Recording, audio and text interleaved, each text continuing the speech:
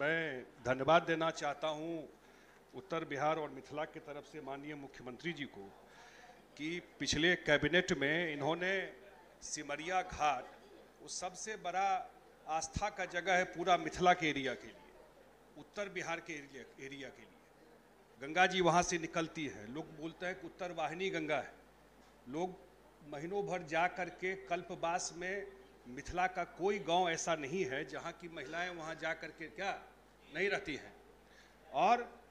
मुख्यमंत्री जी खुद नवंबर में गए, सारा इंस्पेक्शन किए, डायरेक्शन दिए कि नहीं इस काम को तुरंत करवाना है।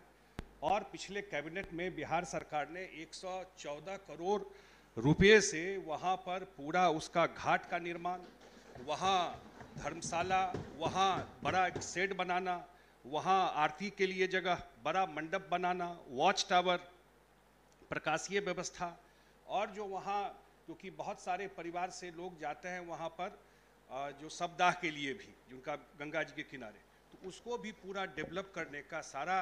मुख्यमंत्री जी के अध्यक्षता में जो कैबिनेट हुआ वो पास हो गया है। और अगले 18 महीने में